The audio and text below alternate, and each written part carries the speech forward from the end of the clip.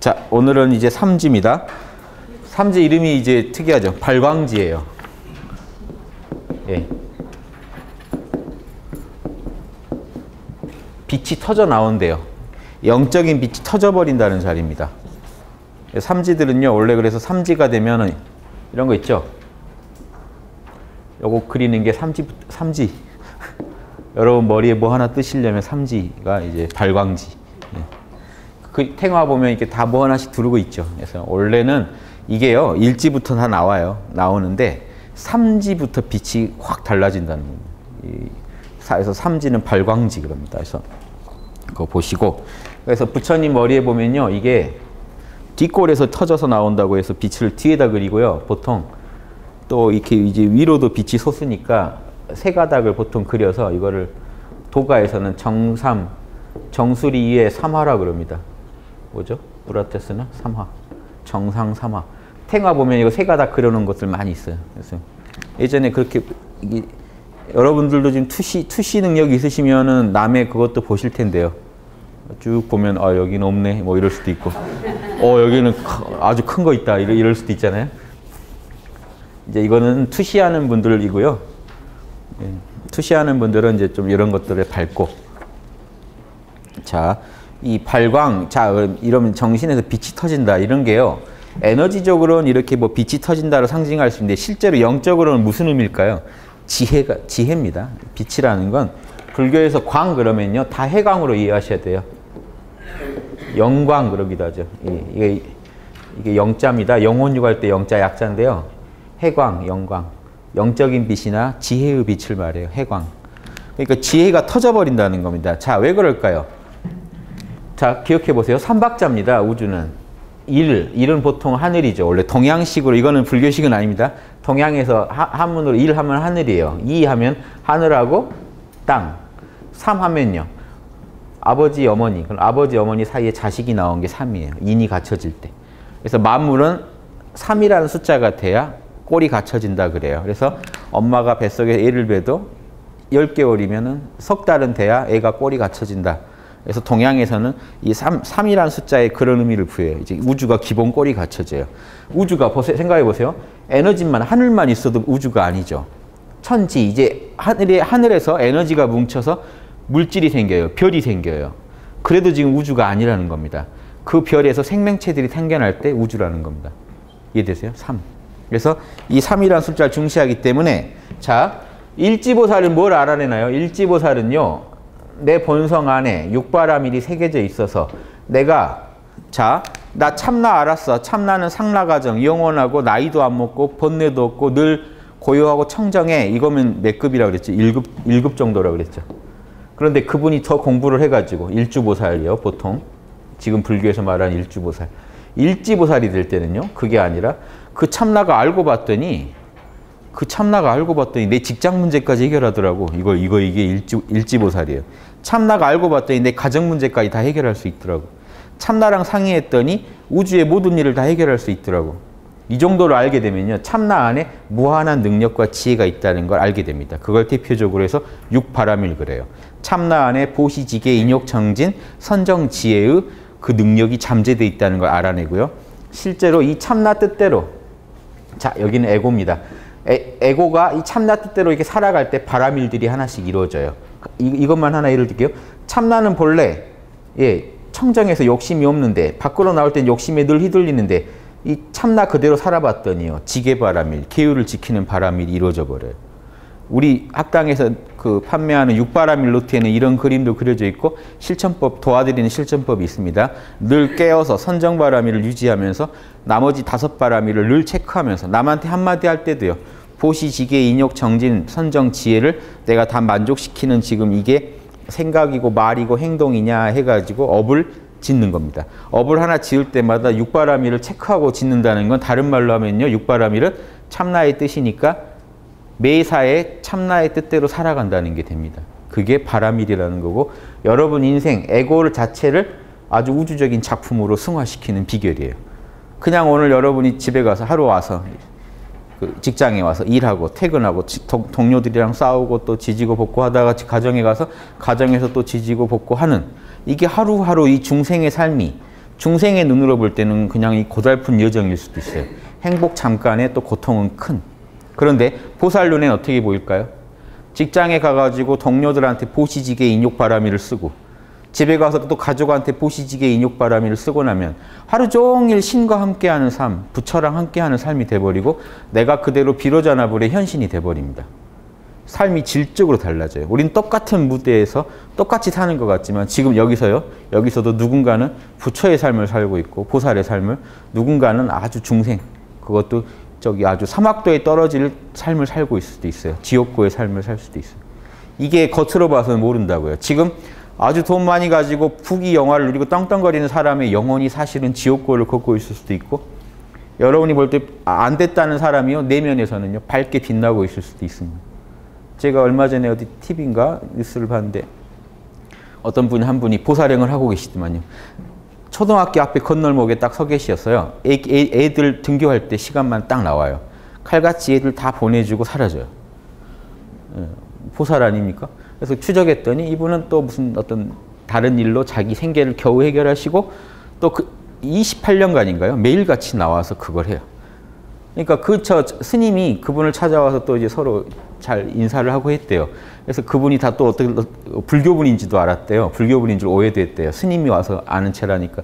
근데 그 스님한테 물어보니까 그전에는 그 건널목에서 사고가 나서 한 번씩 절에서 불공을 드렸는데 언제부턴가 아무도 사고가 안 나는 거예요. 그래서 그 스님이 왜 그런가 하고 알아봤더니 그 양반 때문이란 걸 알아가지고 이제 그분한테 또 이렇게 지원을 한 겁니다. 그래서 이렇게 해서 보살이 한 분이 그냥 아침에 나가서요. 딱 있잖아요. 식사하고 오늘 할 일 없다 뭐 하고 놀지가 아니라 그 학교 앞으로 가자 해서 가서 그냥 그날 하루 딱 그 시간 하루 종일도 아니잖아요. 애들 등굣길만 잘 봐주고 사라져도 그분은 오늘 뭐 한 거예요? 보시지게 인욕청진을 충분히 실천한 거기 때문에 안으로 뿌듯하고, 그렇죠. 그러니까 내가 좀 먹고 사는 게 남에 비해서 좀 형편없다라고 남들이 생각할지 모르지만 본인 마음에서는 뿌듯하게 살아가고 있는. 이렇게 해서 28년을 살아오신 분하고 계속 남의 가정 깨고 집 밟고 해가지고 돈을 이렇게 끌어모아서 이렇게 자기를 치장하고 산다고 해도요. 속은 지금 천지 차이란 거 아시겠죠? 다른 거 다 떠나서요. 뭐 죽은 뒤 지옥 가네 뭐 하네가 아니라 양심이 어느 쪽 양심이 뿌듯해 할까요? 어느 쪽 영성이 더 높을까요? 이런 거 생각해 보시면요. 삶을 다른 눈에서 보실 수 있어야 되는데 이런 안목을 갖추는 게 일지보살이에요. 이런 안목이 그냥 갖춰져야 돼요. 일지보살에서는. 예. 이게 지금 난 잘 모르겠다. 당신 말 듣는데 솔직히 잘 안 와닿는다. 아니셔서 그래요. 일지보살이. 제 얘기 듣고요. 내 얘기인데 진짜 내 마음이 그래라고 하시면요. 여러분 일지보살 근처에 가고 계실 수도 있고 일지보살일 수도 있어요. 일지보살은 이 신념이 확고해요. 그래서 일지보살이 이 신념이 확고하니까 이지보살은요. 신념만 확고하면 뭐합니까? 하늘만, 땅, 굳건한 땅이 토대가 갖춰져야 되죠. 실제로 그 신념대로 열심히 사는 모습, 땅을 갖추라고 그랬죠. 이지보살은 땅이 굳건해지는 겁니다. 이게 단순한 신념이 아니라 내 삶에서 끝없이 습관화, 토대가 땅처럼 단단해진다는 건요. 습관화밖에 없습니다. 무조건 습관이에요. 덕이 두터워진다. 다른 말 아니에요. 덕이 어떻게 두터워집니까? 땅처럼 어떻게 쌓여갑니까? 덕이. 습관화된다는 걸 예전부터 다 쌓여간다 그래요. 유교에서도. 덕후 그래요. 덕을 두텁게 해라. 그 오타쿠를 덕후라고 하는데 그 덕후 말고요. 덕 두터우르자. 덕후. 덕은 두터워야 한다. 땅처럼요. 자 보세요. 흙이 몇 개 쌓인 건 땅이 안 되죠. 흙이 얼마나 쌓였길래 지금 우리가 땅 무너질 걱정 안 하고 살까요? 그 얘기는요. 우리가 인간이 한 번 육바라밀, 한 번 선행을 할 수 있어요. 그게 한 줌의 흙입니다. 그런데 금방 날아가 버리죠. 그 흙은. 왜냐? 한 번 그러고는 또 남하고 싸우고 있고 또 육바라밀 안 하고 있으면. 근데 28년간을 아까 그분처럼 꾸준히 하잖아요. 덕이 쌓이는 겁니다. 어디에 쌓이나요? 우리 마음의 습관으로 쌓여요. 여러분 마음에 습관이 된 거 아니면 여러분도 못 믿죠. 여러분이 여러분을 못 믿어요. 습관화된 것만 인간은 믿을 수 있고 남을 봤을 때도 저 사람은 저게 습관이 된 것 같아 할 때 신뢰가 생기지 했다 안 했다 하면요 못 믿어요. 나 오늘부터 뭐 참선 끝내주게 할 거야 하는데 이틀 나오고 안 나와요. 그러면 아무도 안 믿죠. 본인도 안 믿어요. 나도 사실 안 믿었어 나를. 그러고 끝나는 겁니다. 그런데 꾸준히 하기 시작하면요 쌓여요. 그게 여러분 마음에 쌓이는 거죠. 습관화로. 그래서 이지보살은요 이 육바라밀 실천을 습관화합니다. 자 그럼 어떤 화학작용이 일어날까요? 부모가 만나서 제3의 생명이 태어나듯이 육바라밀을 옳은 줄 알고 그 환희를 냈고, 환희지잖아요, 일지가. 이지는 이구지죠. 그렇게 살았더니 실제로 내 삶의 습관이 바뀌어서 때가 벗어지기 시작하니까 이게 종합되면서 뭐가 되냐면요, 지혜가 터져버려요. 육바라밀에 대한 이해가 아주 수준이 높아집니다. 육바라밀에 대해서 아주 이제 개념만 잡았죠. 육바라밀을 꼭 해야 된다는 건 알았지만 실제로 그렇게 살아보니까, 그렇게 살다 보니까 뭔가 엄청난 피드백이 이루어졌겠죠. 그래서요, 이제 나중에 삼지보살이 되면요, 경전을 쭉 이해할 정도가 돼요. 삼지보살들은요, 육바라밀에 대해서 써놓은, 대가들이 써놓은 경전이 쭉 이해될 정도로 이해가 심화돼 버립니다. 그래서 육바라밀, 이 삼지보살의 특징은 이제 그런 좀 난처한 상황에 갖다 놔도 육바라밀로 해결을 해요. 일지나 이지는 난처한 건 해결을 잘 못해요. 습관화가 됐다고 그랬지 잘한다고는 안 했습니다. 일지나 이지는. 열심히 하려고 한 거죠. 근데 삼지가 되면 잘하게 돼요. 이제 복잡한 상황도 갖다 주면 딱 풀어버려요. 모든 걸 다 그러진 않지만 이제 복잡한 상황을 풀 수 있는 안목이 생기면서 육바라밀에 대한 어떤 뼈대가 갖춰집니다. 그 근원적인 이해가 생겨요. 그래서 그걸 지금 이런 감각을 가지고 보십시오. 그리고 이 육바라밀을 그러면 삼지에서 이러면요, 사지는요. 사지는 동서남북 전후 좌우가 두루 원만해지는 거 아닙니까? 사방이. 사지 가면요, 아주 그 이제 육바라밀 하는 힘이 탁월해집니다. 그래서 사지 정도면요, 인간사 어디 가도 웬만한 문제를 다 풉니다. 삼지는 이 사지가 되는데, 이 삼지랑 사지를 비교해 보면요, 사지가 되는 기초인데요, 삼지보살이 뼈대가 섰다라고 표현하면 좋고요, 사지는 살이 붙었다라고 표현하시면 좋아요.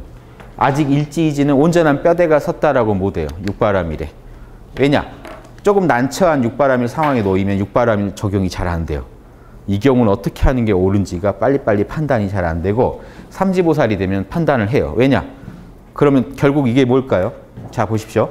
현실적으로 말하면 삼지보살은 육바라밀을 탁월하게 실천하게 됐다는 거고요. 이해하고 실천하게. 그럼 근원적으로 보면요, 참나에 대해서 훨씬 심오하게 이해하게 됐다는 거 아닙니까? 육바라밀은 참나에서 나오는 소리니까요. 참나가요, 지금 쏴, 보시해. 아니면 참나가 참어. 참나가요, 지금은 어떻게 해? 지금은 정진해. 지금은 뭐 해? 참나는 우리 안에서요, 여러분 안에 참나는 부처님이기 때문에 지금도 여러분 안에서 부처님 활동하고 있어요. 지금도 여러분 내면에서 엄청난 명령을 하고 있어요. 어떻게 살으라고. 근데 여러분의 에고가 무지랑 아집이란 업장 때문에 그 얘기를 잘 못 들어요. 여러분의 무지, 편견 때문에, 아집, 욕심 때문에 잘 안 들려요. 그래서 명상을 하고 육바라밀을 자꾸 하다 보면 소리가 조금씩 들려요. 일지보살은 뭔 소리를 들었나요? 육바라밀 하고 살아라 하는 걸 들었어요. 이지보살은요, 그래서 해봤어요. 삼지보살은요, 왜 하라고 했는지가 이해가 돼버린 겁니다. 진짜 육바라밀이란 게 귀하구나 하는 거를 참나의 소리가 확 들린 거예요. 그래서 발광지입니다. 참나의 지혜가요, 이거는 일반적인 지혜가 아닙니다. 이 빛으로 표현한 건 지금 참나의 지혜예요. 참나에서 오는 지혜. 참나에서 오는 세속적인 지혜가 아니라 참나에서 오는 지혜가, 그러니까 반야바라밀이 한번 뻥충 튀는 거예요. 육바라밀 중에 반야바라밀이 확 피는데, 이거를 지금 이제 이해하게 되는 거죠. 참나의 뜻을 훨씬 더 깊게. 자, 이 정도만 하고요, 한번 들어가 볼게요. 육바라밀의 삼지는요, 육바라밀의 보편 법칙에 대한 이해를 막는 업장이 정화돼요. 그래서 예전에 이제 유식학에서 뭐라고 하냐면 암둔장, 어두운 장애를 갖다 극복한다. 정신이 어둡다는 겁니다. 자, 빛의 반대는 어둠이잖아요. 우리 마음속에 무지랑 아집의 업장으로 우리 마음이 어두웠는데 정신이 어둠을 갖다 벗겨내고 빛이 터져 나왔잖아요. 그래서 암둔장, 이 어두운 장애를 극복했는데, 자, 이거를 이 예전 분들이 뭐라고 불렀냐면, 이 암둔장을, 자, 자, 이 삼지보살에서 제일 중요한 게 이겁니다. 문사수. 저 봉은사 저 잘 가는데 강남에 봉은사 입구에 이거 써 있습니다. 문사수. 이게 해자가 하나씩 붙어야 돼요. 이걸 가지고 삼해라 그래요. 예, 불교에서 중시하는 세 가지 지혜. 여러분이 지혜를 얻으려면 이 삼지의 핵심은 지혜예요. 어떻거나 지혜를 더 얻어야 돼요. 일지이지는 모르는 걸 설명할 수 있어야 돼요. 그러니까 삼지는 경전을 이해할 수가 있어요. 일지이지는 경전을 보면요, 자꾸 막혀요. 육바라밀을 해야 된다는 걸 알겠는데 왜 부처님은 이 경우에 이렇게 행동했지? 왜 이 보살은 이 경우에 이렇게 행동했는지가요, 잘 안 하다가요. 그 육바라밀을 이해하는 힘은 약하기 때문에. 그래서 지혜가 한번 껑충 뛰려면 불교에서 지혜를 이루는 법을 여기다 다 지금 써놔야 되지 않겠습니까? 삼지에 문, 먼저 들어야 돼요, 진리를. 우리는 듣지 않은 진리는요, 생각을 심각하게 안 해봐요. 왜냐? 우리는 늘 하는 생각만 하고 사는데 자극을 외부에서 받아야 되지 않습니까? 그래서 부처나 보살님의 얘기를 딱 들었을 때 진지하게 진리를 들어야 돼요. 다른 걸 듣는 게 아니고 진리를 들으면 생각이 한번 바뀌겠죠. 난 저런 생각을 해본 적이 없는데 저 얘기를 들으니까 자명한 것 같다, 저 말이. 여러분 안에 불성이 있기 때문에요. 자명한 얘기를 들으면 아무리 여러분이 암둔장에 빠져 있어도 들으면요, 맞다라는 생각이 들어버려요. 여러분이 맞다 할 때 암둔장이 하나씩 벗겨집니다. 맞다가 매일 이어져야 돼요. 맞다 할 때 정신적인 어둠이 조금씩 벗겨져요. 맞다란 말을 안 하고 며칠을 지내잖아요. 정신이 어두워지고 있어요. 그거 아셔야 됩니다. 계속 어두워지고 있어요. 그래서 흘러가는 대로 살고 있다는 거고, 맞다 할수록 의식적으로 사시는 거예요. 이제 자기 인생을 자기가 경영하기 시작해요. 자기가 알아낸 진리를 가지고. 보십시오. 남한테 들었으면 그 다음에 뭐 해야 되냐? 진짜 그게 자명한 생각인지 따져보셔야죠. 생각을 해보시고 자명해요. 들었더니 참 자명해요. 내가 생각해봐도 맞는 말이에요. 그러면요, 반드시 실천하셔야죠. 수행을 하셔야 돼요. 육바라밀을 다 닦는 걸에 해당되고, 실천은 특히 그 중에 선정바라밀을 우리가 참선을 말합니다. 수행은. 어떤 거를 뭔가 진지하게 아시려면요, 최소한 선정엔 드셔야 돼요.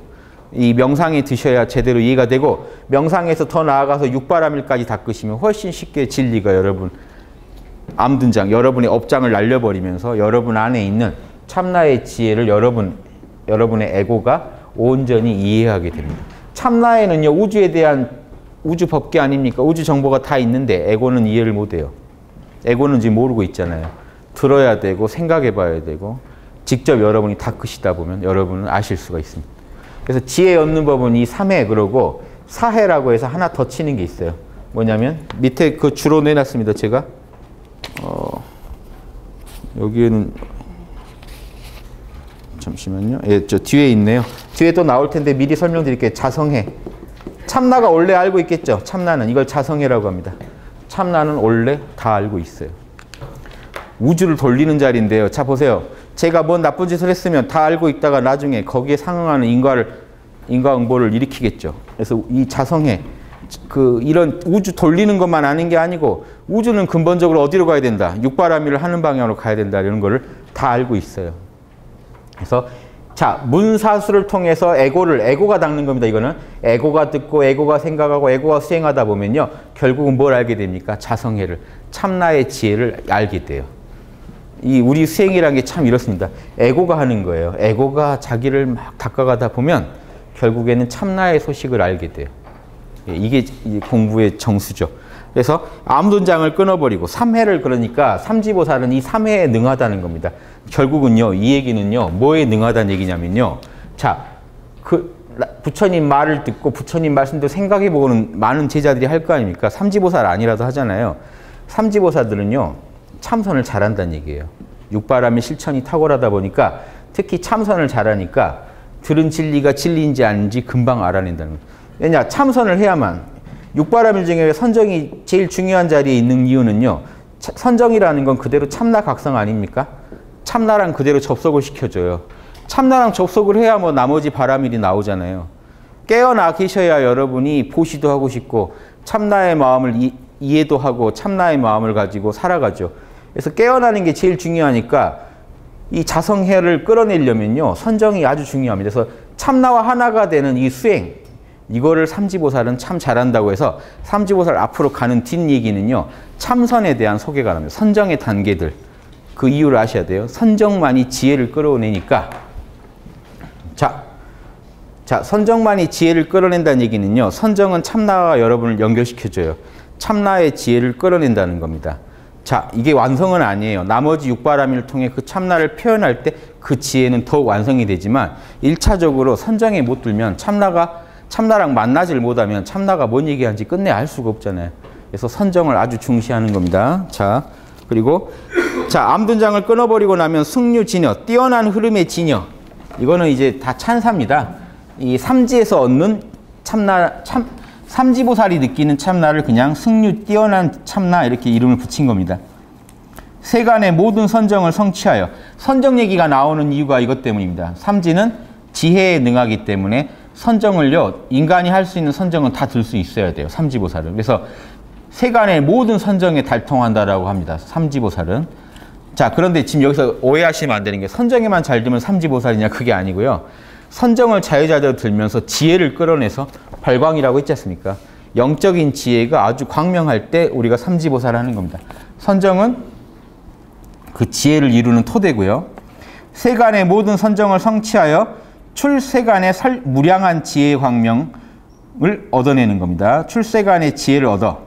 자, 보십시오. 무슨 말이냐면 세간의 선정이라는 거, 선정은 에고가 드는 거예요. 에고가 노력해서 모든 삼매를 들다 보면 출세간의 무량한 지혜는 참나의 소리를 듣게 된다는 겁니다. 참나에서 터져나오는 무량한 지혜의 광명, 해광을 얻게 돼요. 출세간의 지혜, 즉 출세간의 지혜를 얻게 되어 세간의 육바라밀의 보편법칙을 듣고 이해하며 장애가 없어진다. 자, 이 말이 몇 단계인데요. 자, 전혀 어려운 얘기합니다. 보십시오. 에고가 선정에 든다는 거는 우리가 뭔 선정 아시죠? 1선정, 2선정, 3선정, 4선정. 요 선정하고 흔히 색계선정이라고 하는데요. 요 선정하고 무색계선정이라는 게 있어요. 공처정, 식처정, 무소유처정, 비상, 비비상처정이란 또 4단계의 참선이 있습니다. 나중에 설명드릴 텐데 이 2개는요, 원래 완전히 상관없는 것들이에요. 불교는 지금 이걸 2개를 묶어서 이 우주관을 만들어 놨어요. 근데 이 우주론이 사실 맞지 않아요. 왜냐, 선정이 원래 이거는 별도의 체계였거든요. 이 불교 학자분들이 쓰신 논문 보세요. 이 2개는 원래 별개어로 힌두교에서 하던 거예요. 특히 뒤에 그 무색계 사선정은요, 힌두교에서 하던 거고, 부처님이 처음 출가하셔서 배운 게 무소유처정, 비상, 비비상처정이잖아요. 그러니까 별도의 삼매였고, 정작 부처님이 실제로 마지막에 보리수 아래서 깨치실 때는 본인이 어렸을 때 본인이 배웠던, 익혔던 사선정을 가지고, 앞에 사선정, 색계 사선정을 가지고 궁극의 깨달음을 얻습니다. 이게 별도의 선정이었던 것이 하나로 합쳐지면서 우주를 만들어요. 어떻게, 왜 그런 불교의 우주관이 어떻게 형성되게 되는지 제가 조금 이따 말씀드릴게요. 그거는 이제 좀 다른 얘기고, 지금은 이렇게 보면 그런 선정들을 에고가 들어요. 에고가 선정이라는 거는 결국은요, 참나와의 접속일 뿐이에요. 지금 여러분도 자 생각해 보십시오. 여러분 이름 몰라 해보세요. 내 이름 모르시죠? 내가 존재한다는 것만 느껴보세요. 그 존재한다는 게 참나기 때문에 지금도 여러분 안에서 참나가 태양처럼 빛나고 있어요. 여러분이 관심을 안 줘서 그렇지. 이름만 몰라 세상 것들만 딱 놔버리면요, 다시 이 태양을 바라보시게 됩니다. 여러분이 의도하지 않으셔도. 다른 데에 대한 관심을 다 끊어버리시니까 안에 있는 태양만 확연히 느껴져요. 이미 선정이에요, 이게. 이게 몇 선정이냐? 이 단계를 논하기 전에 이미 참나와의 만남이라는 의미에서 선정이에요. 아시겠죠? 그러니까 에고는요, 에고가 세상 것을 내려놓고 참나한테 집중할 때 우리는 선정이라고 하는 거고, 알아차림, 깨어있음 다 같은 뜻이에요. 강도 차이지, 일반적으로 선정 그러면 좀 더 참나에 몰입된 상태고, 우리가 흔히 알아차림 그럴 때는 일반적으로 좀 일상생활 속에서 참나를 느끼는 것 차이지, 참나를 느껴야만 우리는 선정이니 깨어있음이니 마음챙김이라는 말을 쓴다고요. 왜냐, 참나만이 우리 안에서 상라가정의 평온함과 초연함을 주거든요. 그래서 이 참나와의 접속을 에고가 시도하는 걸 모든 게 선정인데, 세간에서 가능한 모든 선정을 다 해봤다는 겁니다, 에고가. 그럼 어떻게 됐을까요? 참나랑 엄청 친해졌겠죠. 그럼 참나 안에만 있는 정보들을 에고가 알게 돼요. 에고한테 흘러 들어오기 시작해요. 그럼으로써 이 에고는 이제 인생을 살 때 어떻게 살까요? 육바라밀대로 살면서 현상계 안에서 세간 살림까지도 이제 참나 뜻대로 다 바꿔버려요.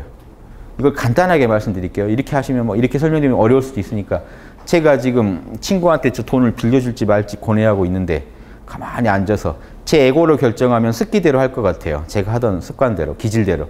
가만히 나란 아무개라는 것도 잊어버리고 선정에 드는 겁니다. 그럼 참나랑 만나죠. 자, 보세요. 에고가 참나를 직접적으로 탁 만나면 어떤 상황이, 어떤 현상이 일어날까요? 에고가 참나랑 만나고 나면요, 참나는 지혜 덩어리죠. 에고가 잠시나마 참나랑 합일됐다 나오면요, 에고 생각이 바뀌어 있어요. 왜냐? 참나는 지혜 덩어리니까. 해광 덩어리이기 때문에 에고랑 만나고 나면 참나 생각이 바뀌어 있어요. 해보세요. 내 욕심으로는 이렇게 하고 싶었는데 모른다 하고 참나 5분 명상만 해보세요. 5분만 명상했다 딱 돌아오면 생각이 살짝 바뀌어 있어요. 참나랑 너무 가까이 있다 보니까 참나 생각에 오염되는 겁니다. 참나의 지혜에 오염돼서 에고가 지혜를 얻게 돼요. 그럼 이 지혜는 에고가 생각해낸 지혜가 아니죠. 그래서 출세간의 지혜라고 하는 겁니다. 에고가 머리 좋아서 알아낸 지혜가 아니에요. 에고가 어디 여기저기 돌아다니면서 알아낸 정보가 아니에요. 참나로부터 절대계로부터 현상계로 바로 다이렉트로 들어온 정보예요. 이 정보 때문에 에고는 다른 생각을 하게 돼요. 육바라밀을 해야겠다는 생각이 갑자기 나요. 여러분도 늘 체험하시는 거예요. 여러분 일상에서요. 다 가만히 뭐 힘든 일 있을 때 마음을 비우고 탁 있다가 호련히 사람은 이렇게 살 게 아니야. 뭐 이렇게 엉뚱한 얘기가 나와요. 자기 입에서. 어디서 온 정보일까요? 참나랑 만났기 때문에 에고가 성숙되면서 일어난 현상입니다. 이게 반야바라밀이에요. 선정바라밀과 반야바라밀이 같이 일어난 거예요. 참나랑 만났더니 지혜까지. 꼭 참나는요. 지혜를 선물로 줍니다. 참나는 지혜 덩어리이기 때문에 여러분이 참나를 만나면 무조건 지혜를 얻게 돼 있어요. 그래서 이 지혜를 얻어서 나오기 때문에 삶을 다르게 봐요. 내가 이렇게 판단할 게 아니고 상대방 심정도 헤아려 가지고 좀 지혜롭게 판단을 해보자라는 생각이 드시면 이미 여러분은 그 순간에는 보살이라는 겁니다.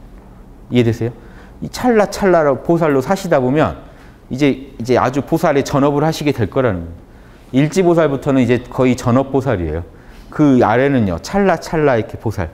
잠깐만 좀 더 해보고 수습보살 해보고 또 흔들렸다가 해보고 흔들렸다가 이제 집에 있는 거 다 들고 나와서 전업하겠다고 나 여기다 투자하겠다고 하면 전업하겠다고 선언할 때 이제 일지보살에 들어가요. 그러니까 제가 여러분들한테 일진, 이진 해드리는 게 아니라고요. 그건 우주가 인정하는 거고 여러분이 아세요. 여러분 상태는 여러분이 제일 잘 아세요. 솔직히 나는 그 정도는 아니다. 아시잖아요. 네. 그럼 뭐가 부족한지 아시겠죠. 뭐 때문에 나는 그런 마음이 안 드는지. 그래서 화엄경 순서대로 닦으시면 돼요. 그래서 이 에고가 자 여기는 출세간이잖아요. 나올 출자. 세간을 벗어났어요. 세간 살림이 아니에요. 에고의 세계가 세간이니까 세간을 벗어나 있는 세계라 출세간 여기는요. 세간이요. 그런데 생각해 보세요. 에고는 세간을 살지 출세간을 사는 게 아니잖아요. 여러분한테 필요한 지혜는 사실은 세간의 지혜예요. 내 세상살이를 어떻게 살아야 할지. 그런데 이 세간 살림은 근원은 어디입니까? 참나에서 나온 거잖아요. 이 세간의 모든 인과법칙은. 그러니까 이 에고가 할 일은 세간의 지혜에 대해서 부처님한테 듣고 생각하고 다 좋은데 결국은 자기가 선정을 들어서 출세간의 지혜랑 접속을 해서 출세간의 지혜에서 영감을 받아야만 세간에 돌아왔을 때 세간을 합리적으로 푸는 세간의 지혜도 개발이 돼요. 이 세간의 지혜가 육바라밀 저희가 노트를 통해서 개발하는 겁니다.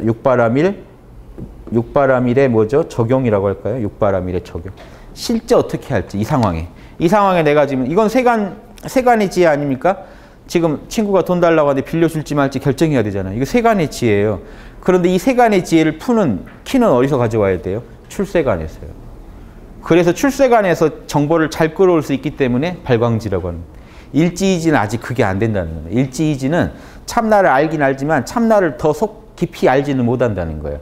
삼지보살은요. 일지이지에 쌓인 그 수행의 덕으로 수행의 힘으로 일지이지의 내공으로 아는 거예요. 삼지 딱 가니까 일지이지 때 내가 그렇게 참나를 실천하려고 육바라밀 하려고 노력했잖아요. 그 덕으로 참나의 저 깊은 속마음이 확 와닿는 거예요.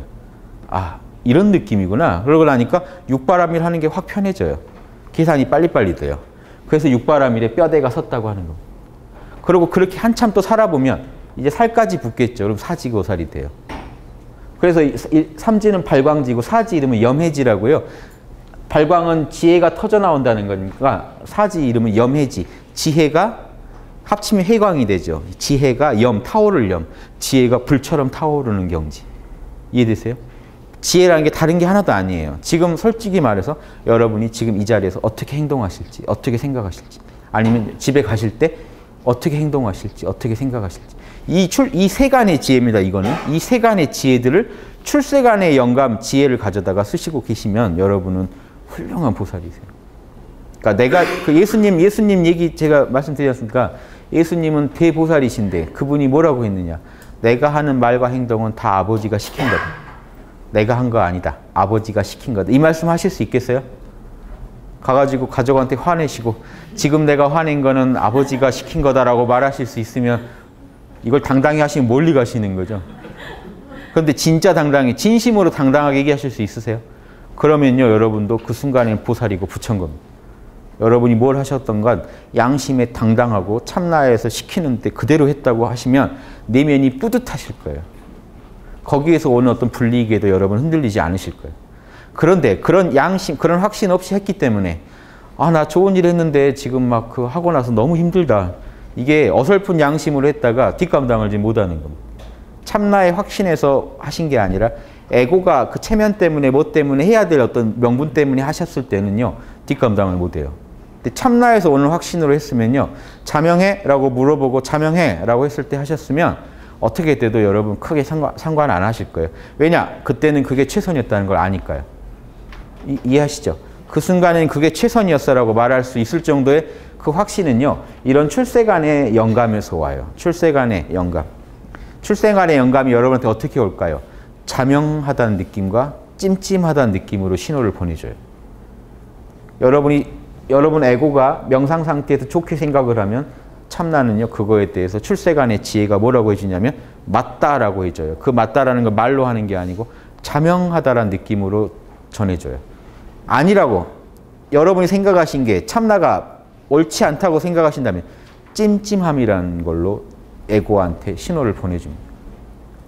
소크라테스의 변론 보면요. 소크라테스도 대보살 아닙니까? 아테네에도 대보살이 나오셨는데 소크라테스예요. 그래서 마지막에 법정에 가서 사형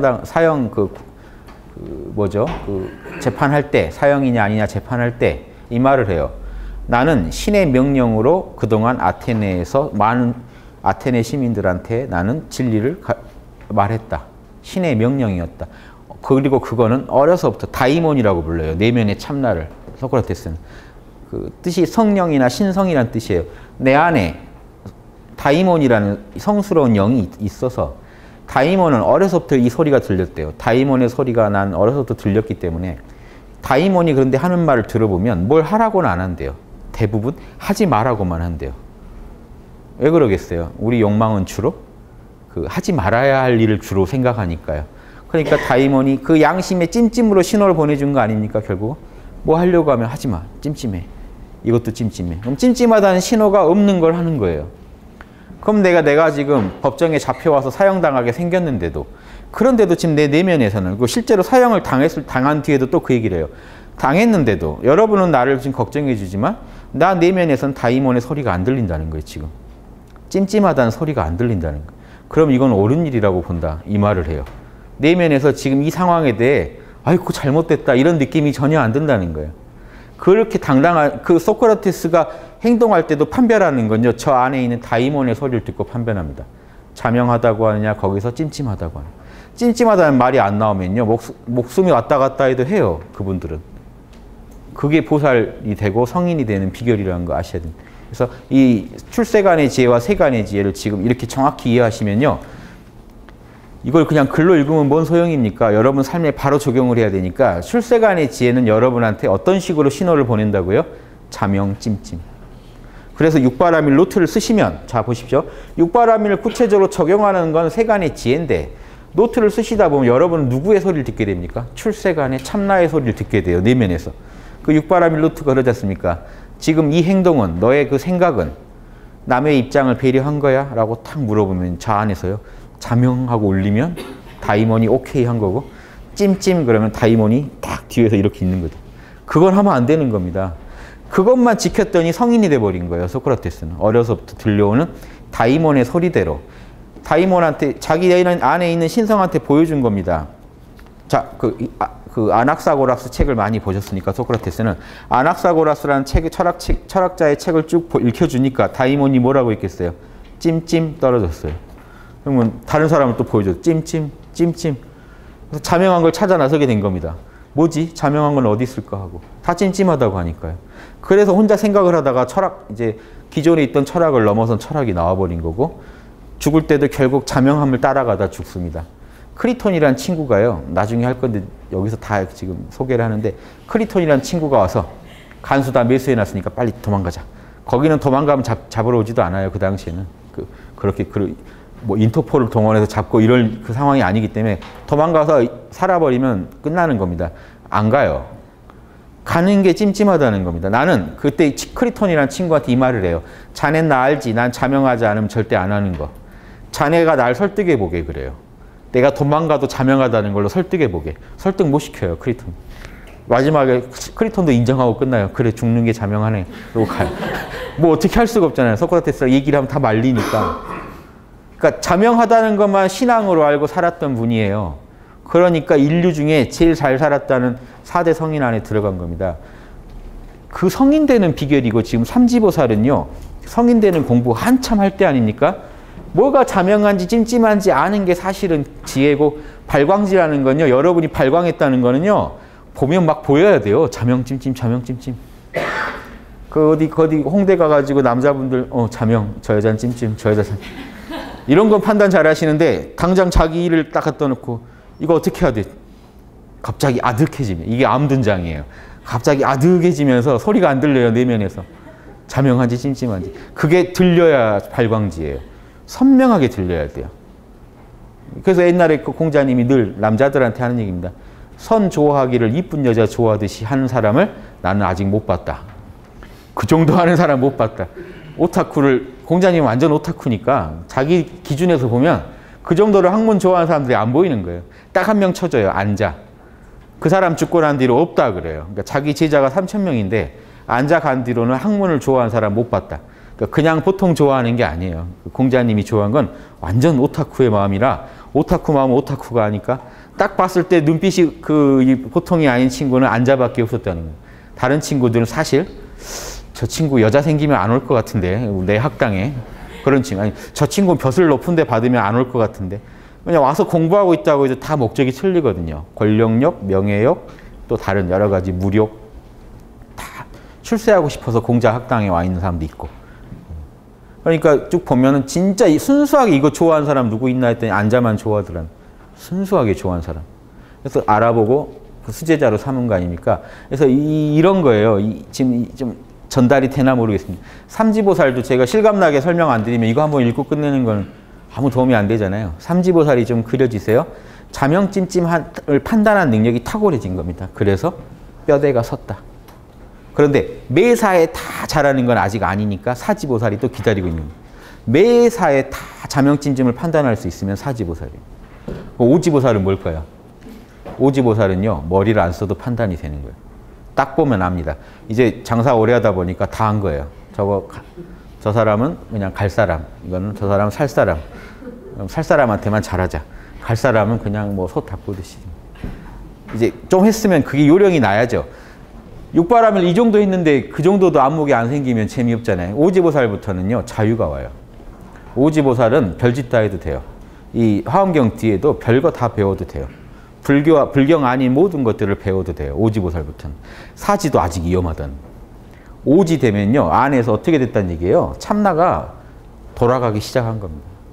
참나가 끌고 이제 참나가 완전히 끌고 다닌 건 아니지만 참나의 소리가요. 선명히 들려요. 다이몬의 소리가 선명히 들려요. 자세한 것까지. 해라 마라가요. 선명하게 들리기 때문에 이 아는 거는 문제가 안 돼요. 오지보살부터는. 근데 사지보살은 생각을 해야 들려요. 생각을 하면은 읽혀요.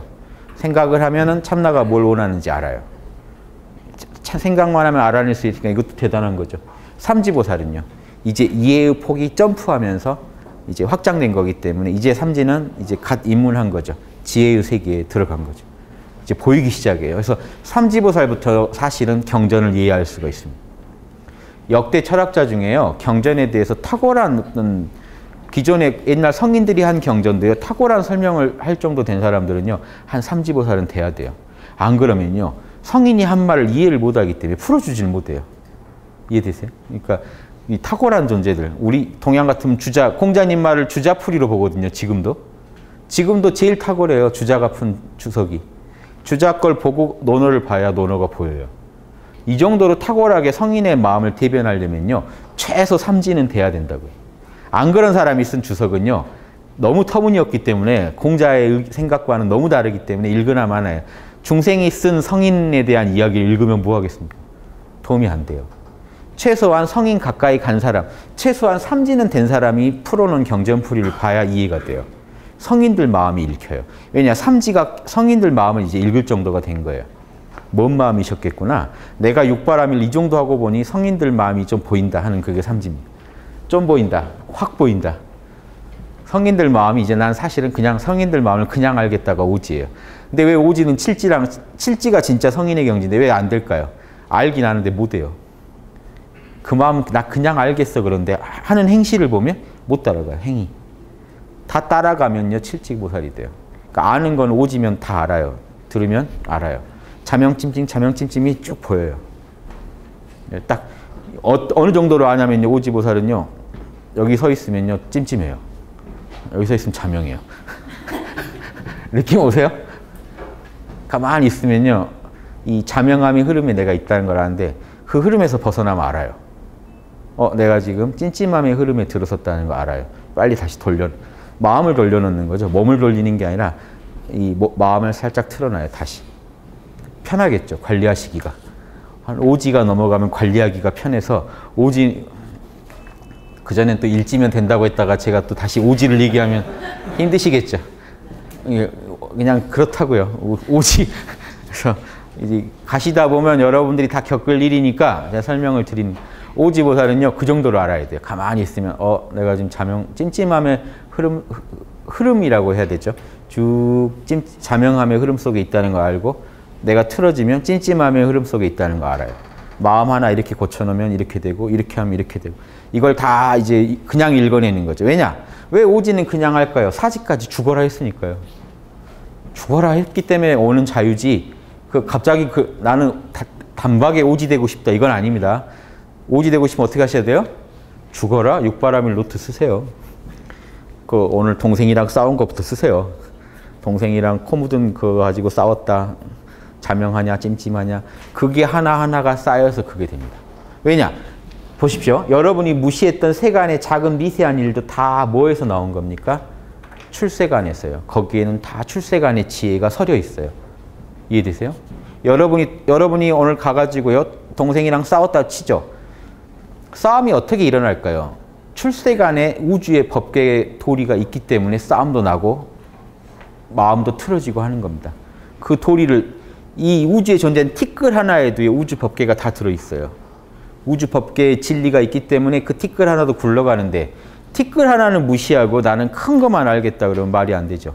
그러니까 여러분의 인간관계에서 여러분이 남하고 겪는 아주 미세한 감정의 그거 하나도요. 관찰해 보세요. 거기에 우주 진리가 있어요. 뭐가 있을까요? 육바라밀이 있어요. 인의지가 있고 육바라밀이 있어요. 인간 감정 가지고 연구해 보세요. 감정의 근원에는 육바라밀이 있어요.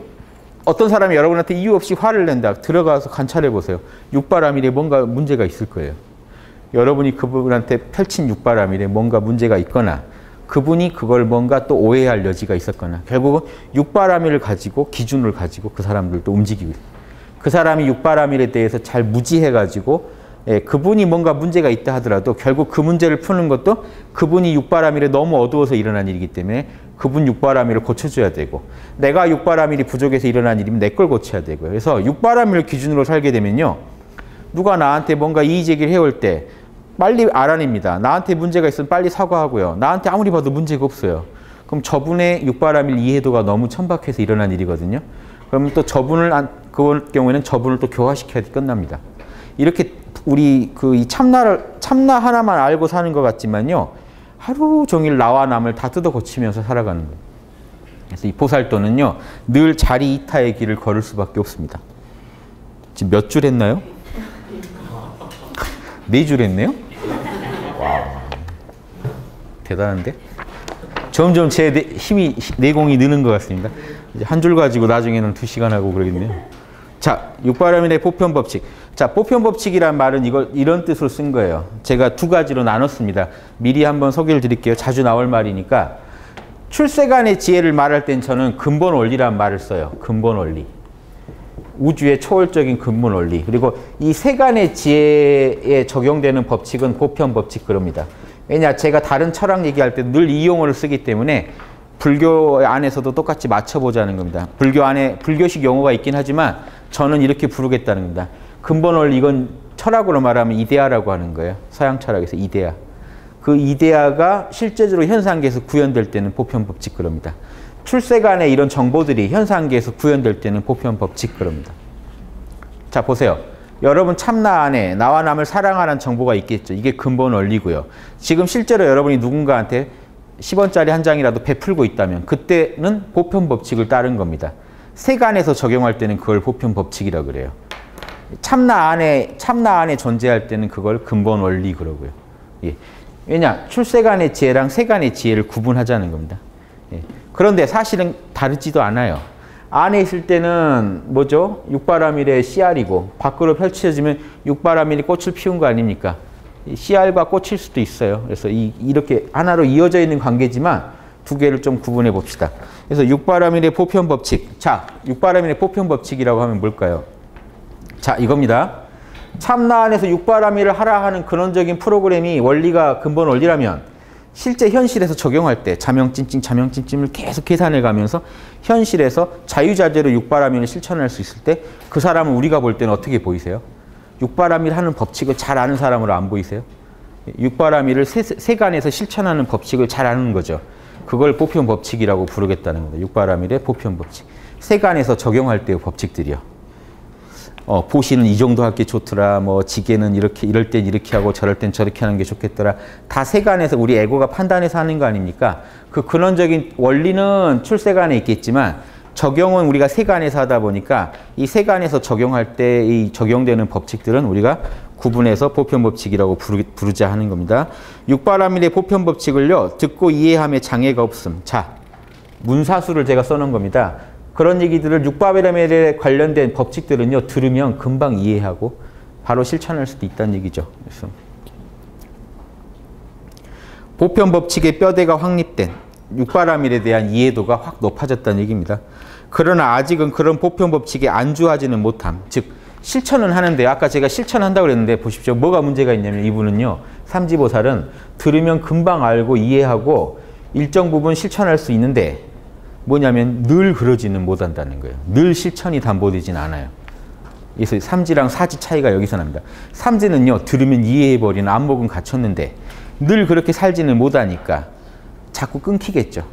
그럼 사지는 어떤 단계일까요? 자 보십시오. 일지이지 비슷합니다. 육바라밀이 좋은지 알았어요. 실천했어요. 삼지는요. 육바라밀에 대해서 탁월하게 이해했어요. 사지는요.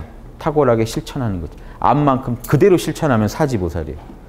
육바라밀에 대한 판단이 빨리빨리 선다고 그랬죠. 선만큼 그대로 실천하다 보니까 지혜도 정밀해지고 실천력도 아주 높아지는 거예요. 삼지는 아직 실천력이 아는 걸 못 따라가요.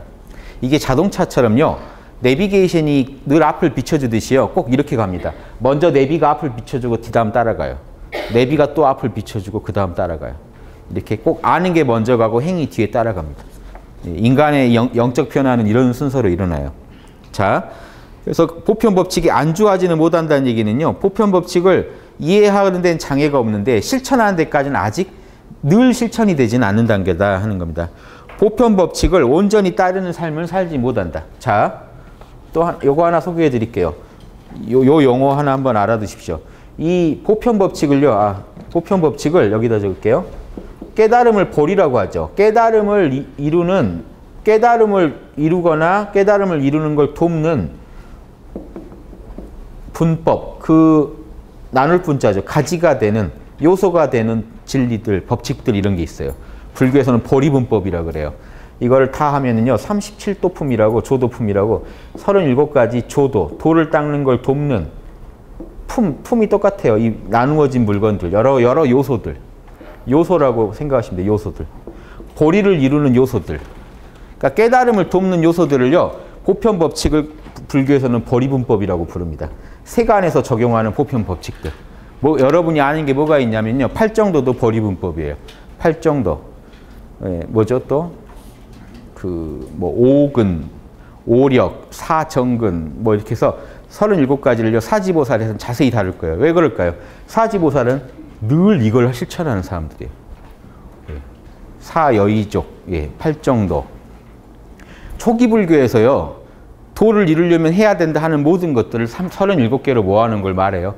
그러니까 지금 초기 불경, 이 화엄경은 특이한 게요. 초기 불경에 있는 이론을 가져다 씁니다. 그런데 대승식으로 써버려요. 이 화엄경이 재밌는 게 초기 불교에 있는 이론들을 그대로 가져다 쓰면서 살짝 가공해가지고 대승 거로 만들어버려요. 원래 이거는 아라한들이 해탈하려고 하던 건데 이거를 중생구제하는 방편으로 써버린 겁니다. 중생구제하려는 보살들은 출세간의 지혜, 육바라밀의 근원을 잘 아니까 현실에서도 육바라밀 그대로 살아야 되잖아요.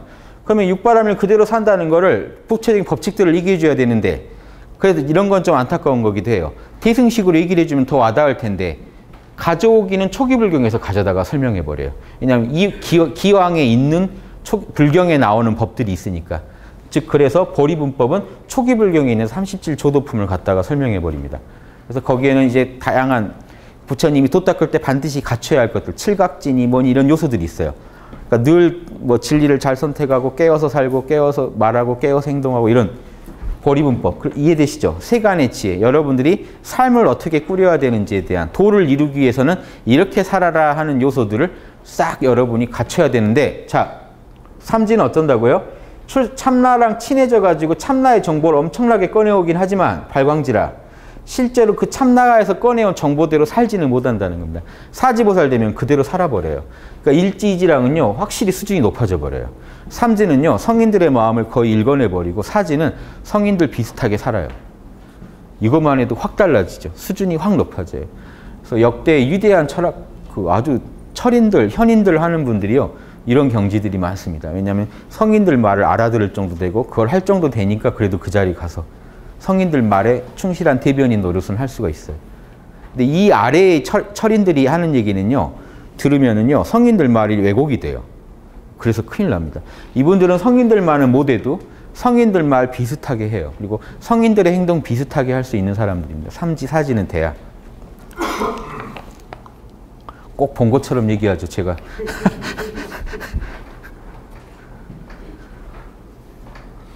저도 너무 오타쿠의 삶을 살다 보니까요.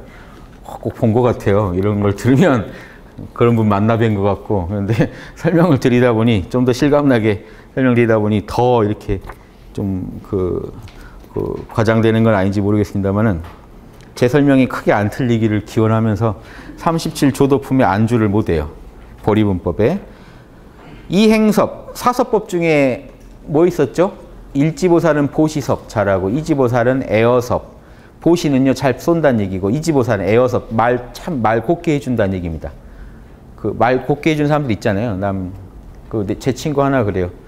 뭐 이렇게 선보고 오면 이뻤어? 우리 남자들은 첫 질문이 왜 이상하게 그걸로 나가요. 이뻤어? 그러면 있잖아요. 말 곱게 하는 분. 뭐 좋으신 분이셨어? 뭐 아니면 뭐 착하셨어? 아니면 근데 제 친구는 말 참 특이했어요.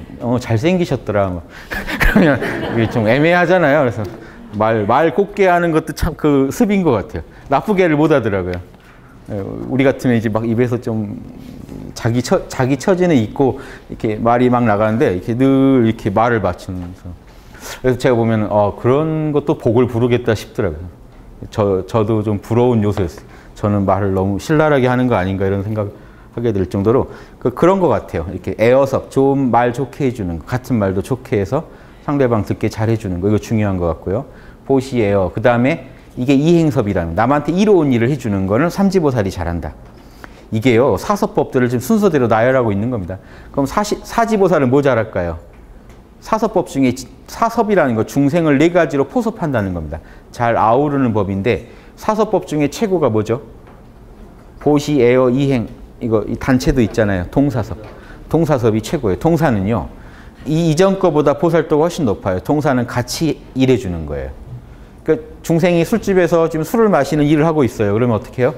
같이 가서 술을 마셔주면서 이게 도를 펴는 걸 동사섭. 자, 또 중생이 힘든 일 하고 있어요. 밖에서 있잖아요. 그러면 재수 없잖아요. 보살이 딱 와가지고 뒷짐지고 중생들 고생하고 있는데 거기 옆으로 뭐 빠지고 거기 뭐 똑바로 안 해. 막 이러면 도움되는 말이라 하더라도 재수 없죠. 그런데 팔 걷어붙이고 들어가서 같이 일을 하면서 얘기를 해주면요. 쉽게 들리겠죠. 그래서 보살도의 첫째는요. 절대 자기가 스승이라는 생각을 하면 안 됩니다. 보살도는 첫째. 제자들이 말 안 들어요. 내가 스승인데 왜 내 말을 무시해? 이 정도 됐으면 지금 그 둘 간의 대화의 사단은 안드로메다로 갔다는 얘기죠. 지금 뭐 내용이 자명하지도 않고 내가 스승이니까 내 말 들어. 이건 이미 이거 포기예요. 교육 포기 선언이에요. 그게 아니고 같은 눈높이를 맞춰서 그분 상대방의 에고를 설득해가지고 도를 집어넣어야 돼요. 상대방이 자기 안에 있는 진리를 꺼냈을 수 있는 걸 도와주는 게 보살이기 때문에 제가 억지로 이 상대방 에고에다가 저의 진리를 아무리 부어도 안 돼요. 상대방을 꼬드겨서 상대방도 자기 내면의 양심의 소리를 듣고 싶게 만들어줘야 돼요. 그래서 양심 노트를 개발한 겁니다. 자기 양심한테 물어보라고요. 그 스승이, 선생님이요, 양심 노트로 혼내면 좀 다르지 않아요? 제자한테 앉혀놓고 너 왜 이랬어? 이러지 말라 그랬지? 이게 아니라 너 상대방이 심정 어떨 것 같아? 그럼 뭔가 이렇게 혼내지 않았는데 혼나잖아요. 자기 양심한테 혼나요. 너 상대방한테 피해 준 거 있어? 그러면 뭐 그 친구한테 내가 내 걸 강요한 게 아니잖아요. 그냥 있냐고 물어본 거지. 그것만으로 애들은 또 안에 있는 양심이 탁 한번 자극받겠죠. 이런 식으로 혼을 내면요, 양심한테 혼이 나요. 자기 양심한테. 이러면 상대방의 자기 양심이 개발돼서 자기 내면에 있는 출세간의 정보들을 꺼내서 쓰게 돼요. 그런데 밖에서 너 내가 다 알아냈으니까, 내가 다 공부해서 알아냈으니까 그 내면에서 찾을 생각하지 뭐 내 말만 그대로 믿으세요 하고 얘기해 주면요, 에고는 잔뜩 자기도 모르는 정보들만 맹신하게 됩니다. 전혀 양심 개발이 안 돼요. 바리새파들이 저렇게 공부하고 있으니까 예수님이 와서 뭐라고 해버린 겁니다. 내면에서 터져나오는 하느님의 소리는 전혀 못 들으면서 십계명대로만 하면 천국 갈 줄 아는구나 하고 지적을 하게 된 거는 이 내면이 전혀 개발이 안 되고 있는 당시 그 영적 지도자들한테 질타를 한 거죠. 그래서 이 원리를 아신다면요, 동서양에 지금 하나도 다를 게 없고, 저는 이 지구에서요, 그 우주에서도 한 구석도 안 되는 이 지구에서 동서를 또 쪼개가지고 동양은 어떻고 서양은 어떻고, 저는 정말 그거는 우스운 일 같아요. 그냥 기질이, 서로 기질이 다르다는 얘기할 수 있지만 진리가 다르다는 건 말이 안 되잖아요. 동서양에서도 달라지는 진리라고 할 수 있을까요? 우주의 공통이 돼야 진리인데 지구에, 그 먼지도 안 되는 지구 안에서 동서가 서로 달라지는 진리가 어떻게 가능합니까? 그런 건 애초에 날려버리세요. 예수님 말과 나는, 공자님 말과 부처님 말이 다 충돌나는 것 같다. 예, 그런데 진리가 충돌날 리는 없어요. 그러니까 그 시대, 그 문화에 따라 말이 달라질 수는 있죠. 그 시대 사람들을 위해서 얘기한 거니까. 지금 우리 들으라고 한 얘기 아니에요. 대부분의 얘기는 그 시대 사람한테 한 얘기예요. 그러니까 뭐만 취하시면 됩니까? 모든 성인들이 공통으로 말하는 것만 취하세요. 그게 우주 공통법일 겁니다. 동서양에서도 공통으로 말해지는 그것부터 실천하시면요, 여러분이 그것부터 실천하다 보면 여러분 양심을 금방 이해하게 되고 여러분 양심에서 진리가 나와서 여러분 삶을 끌고 가게 될 겁니다. 그런 것도 하나 알아두시고요. 이거라도 끝내고 시죠. 이행섭, 그 다음에 인욕바람일에 능해요. 자, 육바람일 중에 왜 인욕에 능할까요? 자, 제가 늘 이게 인욕이 뭔가 말씀드렸지만 이게 칼날 인자잖아요. 심장에 칼날 꽂은 거거든요. 그래서 참을 인자예요. 딱 참다. 근데 불가에서는 이걸 주로 인가하다로 뜻습니다. 불교에서는. 인가하다는 거 번역할 때 이 인자를 많이 썼어요. 그래서 이제 인욕이라는 거, 욕됨을 참는 건데, 그렇죠? 욕을 참는 건데, 자, 이 인욕은요, 참는다는 게 핵심이기 때문에 제가 우리말로 번역하면요, 참는다보다 이게 맞아요. 적합한 이 표현은 받아들임이 맞아요. 인욕바람일의 핵심은요, 상대방 말이 진리일 때 여러분이 수용하는 걸 인욕바람이라고 그래요. 예, 내가 처한 상황이 내가 인정해야 할 상황일 때 수용하는 걸 인욕바람이라고. 아침에 늦잠 잤어요. 학교에 늦게 갔어요. 선생님이 뭐라고 그래요? 못 견디겠다. 못 견딜 이유가 없잖아요. 당연한 일 아닌가요? 일어나서 일어날 만해서 일어난 일이고 책임이 나한테 있잖아요. 그럼 인욕해야 되잖아요. 수용. 이 상황은 내가 만들어낸 거다 하고, 이게 인욕바람일이에요. 단순히 분노를 참다로만 이해하시면 인욕바람일에 대한 제대로 된 적응이 안 되고, 삼지보살이 왜 갑자기 인욕이 나왔는지도 이해가 안 돼요. 인욕바람일은 뭡니까? 뭐가 욕된 거냐면요, 못 받아들이는 게 욕된 거예요. 치욕 중에 치욕은요, 누가 이럴 때 치욕을 가했다. 그런데 그걸 무조건 인정하면 인욕바람이다. 이렇게 생각하시면요, 남이 욕해도 웃고 다니면 보살이 되나 보다. 이렇게 생각하실 거 아닙니까? 그게 아니고요. 그게 일어날 만해서 일어난 일이면은 인정하고 내가 수긍하는 거기 때문에 인욕의 핵심은요, 인욕의 핵심은 내가 받아들여야 할 상황을 빨리 받아들이는 게 핵심이에요. 그래서 이 인욕바람일을 왜 제가 이 말씀을 드리느냐? 인욕바람일을 불교에서는 주로 언제 쓰냐면요, 지혜의 인가에서 쓰기 때문에 그래요. 한자도 이 인자 그대로 씁니다. 저 인욕에서 인자. 즉 뭡니까? 진리의 말을 들었을 때 맞다라고 하는 걸 인욕바라밀이라고 생각해요. 옛날 분들은 육바라밀 중에. 그 말이 너무 맞아서 제가 그 말을 갖다 받아들이고 싶지 않은데도 그쵸? 뭔가 그 치욕을 참아내듯이 진리의 말을 들으니까 나는 인정하고 싶지 않은데도 인정하는 걸 우리가 인욕바라밀로 합니다. 왜 삼지보살 인욕바라밀을 잘한다고 하느냐? 문사수에 능하다 보니까 참선 잘하죠. 잘 듣고 잘 생각하죠. 보십시오. 진리를 듣고 잘 생각하는 걸 또 참선 중에 해요. 참선 중에 또 문사수를 합니다. 그러니까요. 지혜가 부쩍부쩍 늡니다. 지혜가 는다는 건 여러분이요. 자명하다, 이건 자명하다, 이건 찜찜하다라고 인가를 계속 하고 있다는 얘기예요. 그래서 금방금방 받아들인 거예요. 난 이 말이 정말 맞았으면 좋겠는데 명상을 하면서 생각해 보니까 맞질 않아요.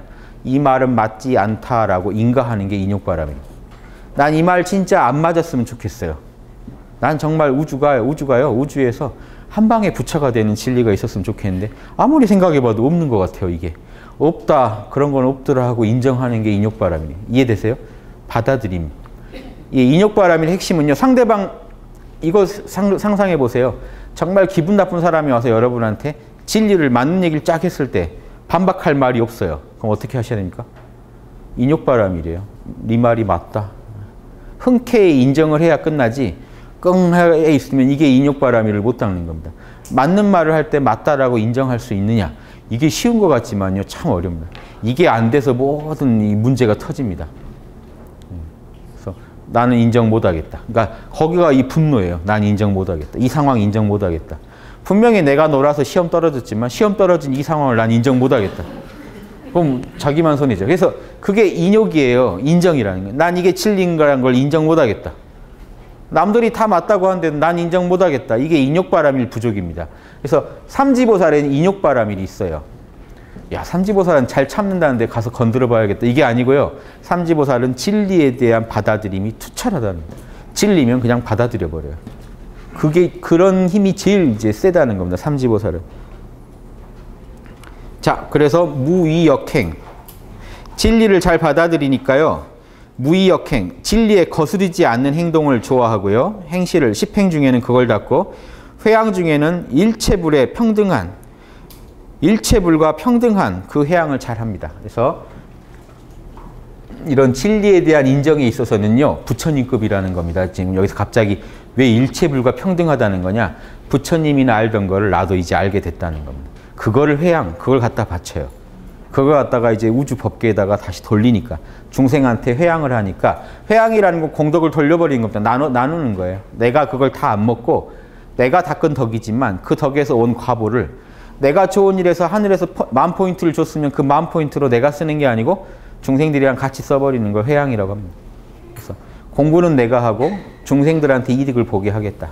그게 결과적으로는 나의 영성에도 이득이기 때문에 결국에는 이게 최고의 영적 재테크라고 제가 항상 얘기하죠. 그리고 그런 행위를 해버리면요. 그 다음에는 뭐가 올까요? 10만 포인트가 와요. 잘 썼다고. 이게 최고의 영적, 이렇게 몇 번씩 흔드는 겁니다. 나한테 있는 포인트를요. 몇 배로 불리는 비법이요. 여러분이 사양하시는 거예요. 전 됐습니다. 어려운 이웃을 위해 쓰세요 하고 이렇게 하면 더 센 게 와요. 이건 인과법상 어쩔 수가 없어요. 자꾸 돌려버리고 참나덕입니다. 제가 뭐 한 게 있다고요. 참나덕입니다. 중생덕입니다. 이렇게 해버리면서 자꾸 돌려버리면 무량공덕이 쌓인다는 이유가 이겁니다. 무상보시를 하면 무량공덕이 쌓인다. 헤아릴 수 없는 공덕이 쌓여간다는 겁니다. 그래서 등 일체불회양, 일체부처랑 평등한 회양. 그래서 이 지혜의 빛, 무량한 이 영적 지혜에 있어서 부처님의 내면을 이제 읽어내는 단계가 삼지보살입니다. 그 전에는 이런 표현이 없었죠. 일지이지는요, 아직 부처님 마음을 잘 모르는데 삼지가 되면요, 이제 이해가 되기 시작해요. 완벽하진 않지만 이해가 되기 시작해요. 먼저 아는 것부터 시작한다 그랬죠. 먼저 뭔가 이해도가 확 높아져요. 그래서 아까 제가 그랬잖아요. 삼지보살은 돼야 경전을 풀어줄 수가 있습니다. 사실은. 그래서 10주 중에는 수행주, 한참 닦아가는 이제 수행주라고 하고요. 수행주에 대한 표현을 잠깐 좀 시간이 가더라도 요거는 듣고 끝내시죠. 밀교 공부잖아요. 제가 밀교 공부랑 같이 10행, 10회양, 10주에 있어서는요. 밀교적인 내용이 좀 나옵니다. 그래서 수행주라고 했죠. 한참 닦는다. 그 전에는 뭐였죠? 이주는 얼마나 남았나요? 예. 일주는 발심주, 참나를 찾고요. 참나를 찾고 이주는 자기 이 호흡을 통해서 단전을 강하게 가지고요. 상단전과 하단전을 두루 갖추는 게 이주보살입니다. 그래서 땅을 다스린다고 해서 뭐죠? 땅을 치지주. 예. 땅을 잘 다스려요. 여기가 하늘이면 땅을 잘 닦아요. 그럼 수행주는요. 이거를 이 하늘과 땅을 원만하게 삼지니까 두 개를 잘 회통을 시켜서 회통시킨다는 게 이 밀교적으로는요. 기운이 계속 승강을 계속합니다. 오르고 내리고 하면서 상단전과 하단전이 있으면 기운이 등 뒤로도 올라가고 몸 앞으로도 내려오고 가운데 충맥으로도 왔다 갔다 합니다. 이렇게 해서 계속 돌다 보면요. 어떻게 된다고 해야 되나? 이렇게 기운은 이렇게 위로 올라가고 여기서는 이렇게 내려오면서 태극이 형성돼서 이 중단전에서 음양의 기운이 잘 여기에 또 갈무리가 돼서 우리 안에 있는 상중하단전이 같이 울리면서 영적으로 에너지가 순수한 에너지가 우리 참나를 도와줄 수 있는 에너지가 쌓여요. 지금 이 수행하는 건요. 여러분 몸을 위해서 하는 게 아닙니다. 몸을 위해서 하는 건요. 이게 아주 기초. 일지 전에 건강 위해서 하는 정도고 일지를 넘어가기 시작한 이 밀교 공부는요. 지금 몸을 위해서 하는 게 아니에요. 실제로는. 여러분 몸 안에서 이 궁극의 에너지체를 계속 개발해 가는 과정에서 뭐가 일어나냐면 보십시오. 무한한 에너지가 뇌에 공급이 돼요. 하단전에다 모아놓은 무한한 에너지가 뇌에 공급이 되면요. 참나가 여러분에 있는 법신이라고 하죠. 이 법신 플러스 이 불멸의 에너지를 얻게 됩니다. 불멸의 어떤 에너지를 같이 갖춰지게 되면 티베트 밀교에서 이거를 정광명, 청정한 광명이라고 해서 정광명이라고 하는데 이게 진짜 여러분의 이제 불멸의 참나가 만들어져요. 이게 불멸의 참나 이런 표현은 선불교에서는 안 씁니다. 뭘까요? 밀교에서만 써요. 참나도 에너지라는 겁니다. 이 참나가 여러분이 가진 에너지 중에 최고의 에너지랑 하나가 됐을 때 여러분은 실제로 그 에너지로 이 순수한 에너지를 여러분 거로 만들게 되면 거친 에너지는 여러분 지배하에 들어와요. 그래서 지수화풍을 부리는 힘이 생긴다. 그래서 그 증거로 뭐냐면요. 여러분 육신에서 의성신이라고 하죠. 이렇게 만들어진 몸을 여러분 육신에서 꺼내서 다르게 중생구제를 위해 쓸 수도 있는 힘이 생겨요.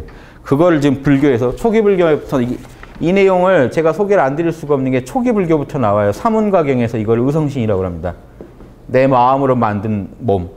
이 의성신을요. 이런 에너지로 만들어진 몸을 내 몸에서 분리시켜서 마음대로 쓰려면 법신만으로는 안 되고요. 참나만으로는 참나한테 에너지가 있어야 돼요. 참나에 상응하는 에너지요. 육신에 상응하는 에너지가 있듯이 참나에 상응하는 에너지가 있습니다.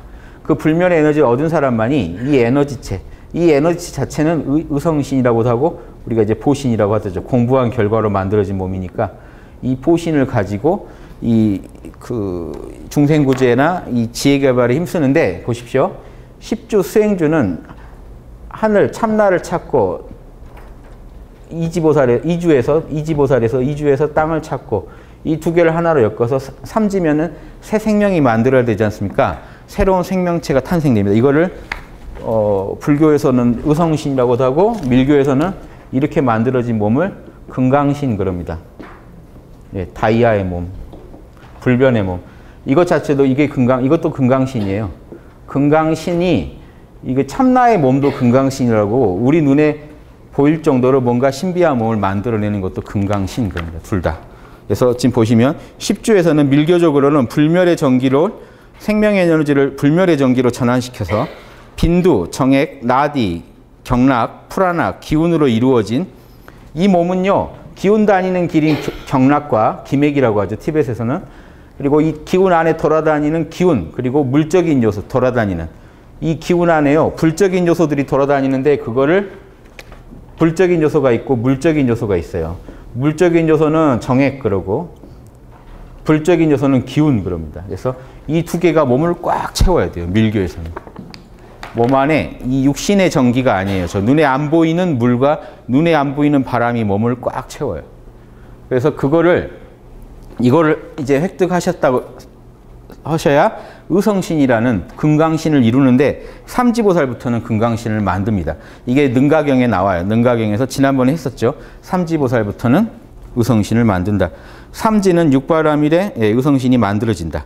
그런 이 정액, 기맥, 기운으로 이루어진 환신이라고도 합니다. 티벳에서는 환영의 몸. 왜 환신인지 아세요? 보십시오. 이게 실체예요. 금강신의 실체는. 이게 이렇게 홀로그램으로 놔둔 거죠. 자기를. 자, 이게 실체고 참나가 홀로그램으로 자기를 만들어낸 거 아닙니까? 근데 그 홀로그램이 리얼해가지고 남들도 보고 만질 수도 있고 그런 일도 일어날 수 있는, 그래서 환영의 몸이라고 하는 겁니다. 환신. 참나에서 낳은 환영의 몸. 그래서 왜 이거를 밀교에서 이거 금강승에서 중시하는데요. 왜 이거를 그냥 단순히 몸을 만들려고 하느냐? 그런 게 아니고 여러 가지 의미가 있어요. 첫 번째로 법신은 불멸의 에너지를 얻어야만 육바라밀을 잘할 수가 있어요. 더 힘있게. 그러니까 더 높은 경지로 나가려면 이게 에너지가 필요해서 첫째고요. 두 번째는 뭐냐면, 자, 우리가 흔히 배웁니다. 오온계공, 색수상행식은 모두 참나에서 나왔다. 그런데 참나가요. 지금 이 몸 말고 여러분 참나로 진짜 색수상행식을 만드실 수 있으세요? 여러분 참나에서 물질을 만드실 수 있으세요? 이거 말고요. 이건 주어진 거잖아요. 실제로 참나가 색이 공이요, 공이 색이라고 그랬는데 공에서 색을 만드실 수 있으세요? 주어진 거 말고 주체적으로 못해요. 이걸 닦으시면요, 이제 주체적으로 자기가 몸을 만들어 봅니다. 색수상행식을 만드는 연습을 해요. 이거는 좀 다른 단계의 수행이에요. 이게 제가 의미만 가르쳐 드리는 겁니다. 이런 의미 때문에 밀교를 해요. 이 정도는 알고 계셔야 티베트 불교에서 왜 그렇게 이런 데 집착하는지. 달라이라마 존자 강의 때는 저 밀교의 몸을 밀교식 표현으로 무지개 몸이라고 그래요. 에너지. 7빛깔 에너지로 이루어진 무지개 몸이라고도 부릅니다. 그런 것도 알아두시고. 미라레빠라고요. 이걸 만드신 대가가 티벳의 최고의 요기로 알려진 미라레빠가 산속에서 이걸 만들어서 갖고 계세요. 그러다가 제자가 하나 오잖아요. 그러면요, 저 몸을 갖고 딱 나가요. 자기 몸은 저기다 놔두고 가가지고 표범으로 변해서 따라와요. 제자를. 그럼 제자는 저건 뭐야 하고 또 가다가 또 노인네로 변해서 또 나타나요. 자네 여기 왜 왔어? 그러면 미라레빠 보러 왔다. 아, 그 노인네 가짜야. 가. 보내요. 안 가고 아예 정성을 시험하는 겁니다. 그 말이 안 들리고 이렇게 와서 보면 그 노인네가 앉아있는 거예요. 분명히 산 밑에서부터 왔는데 자기는.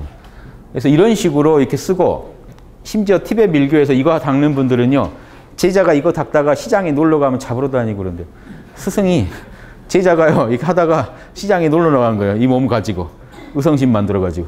그럼 스승이 의성신 가지고 잡으러 가고 잡아오는 얘기, 이런 게요 많아요. 그리고 미라레빠가 최고인데, 아무튼 이런 걸 자유자재로하기는 미라레빠가 최고인데, 미라레빠는 실제로 하늘 날아다니는 걸 많이 보였대요. 티베트인들한테 전해오는 얘기입니다. 제가 본 건 아니고. 그런데 미라레빠 제자 중에 깜뽀빠가 기승해요. 수제자는 깜뽀빠인데, 깜뽀빠에 있는 재밌는 일화가 있어요. 깜뽀빠가 부부관계를 안 해요. 이 공부를 하면서. 그러니까 이제 와이프가 화가 나서 칼로 옆구리를 찔러버렸어요. 도대체 넌 뭐하는 놈이냐고 하면 찔러버렸는데, 여기서 정액이 새 나왔다. 이 뭐냐면요, 하얀 정액이 새. 온 몸이 정으로 꽉 찼더라 하는 이 얘기를 티베트 마법의사라는 외국 여성인데 1900년도 초에 티베트 가가지고 직접 뭐가 잘 안 맞으셨는지 결혼을 하고 가신 걸로 알아요. 제가 결혼을 하자마자 티베트로 떠나서 몇 년을 거기서 티베트에 빠져서 사세요.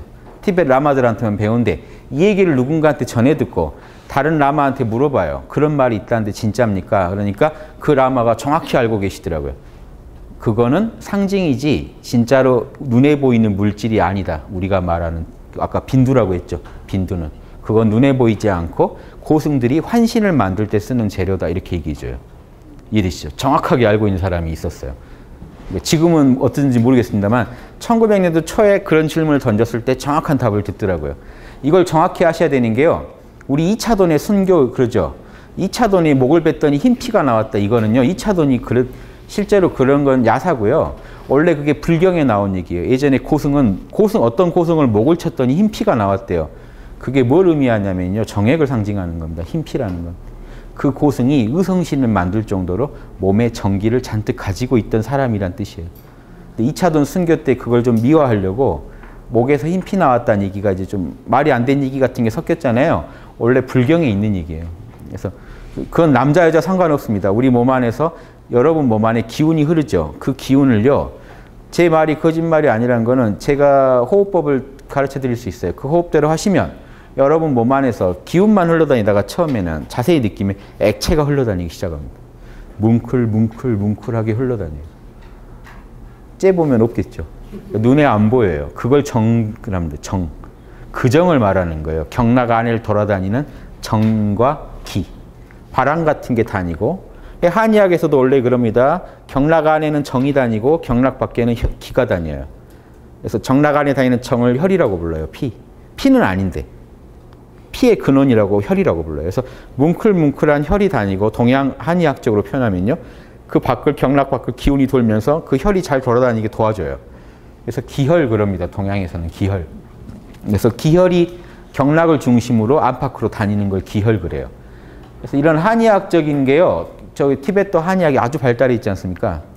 그래서 티벳이나 이런 그 한의학의 원리에서 저런 의성신이 의미하는 건요.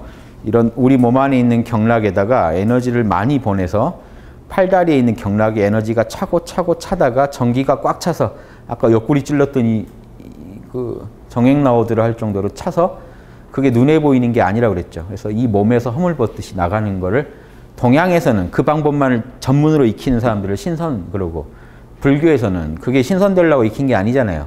중생구제 더 잘하려고 익힌 거기 때문에 대승불교에서는 이 금강신을 얻어서 더 많은 중생을 구제할 수 있다 이렇게 주장합니다. 티베트 불교에서 왜 그 화신을 만드세요? 그러면 내가 몸은 하나인데 도와줄 중생은 많으니 저 몸은요 또 이거는 듣기만 하세요. 이거 뭐 제가 해본 건 아닙니다. 이게 이제 둘 셋으로 분리가 돼요. 에너지 몸이다 보니까. 그래서 동시에 1100억 화신이라는 게 이겁니다. 1100억 군데 가가지고 동시에 중생구제를 하면 엄청난 영적 그 무량겁을 닦아야 할 걸 한 생에 닦을 수 있지 않냐. 이게 티베트 주장이에요. 한 방에 끝낼 수도 있다. 쫙 수많은 사람. 근데 대승에서 약간 소승으로 넘어간 맛이죠. 진짜 대승은 뭐라고 할까요?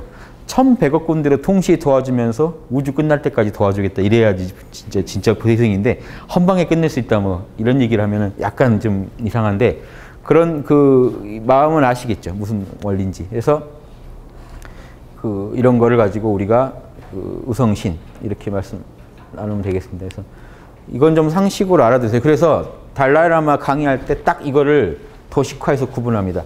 달라이라마 존자 강의할 때 보면 이렇게 얘기해요. 여러분 법신이 있죠. 그리고 화신, 1100억 화신. 이 안에 사실 이게 보신이죠. 공부해서 닦은 이 몸. 육체를 드러내면 화신. 이게 에너지로 있으면 보신. 에너지가 몸을 나타내면 화신 그러거든요.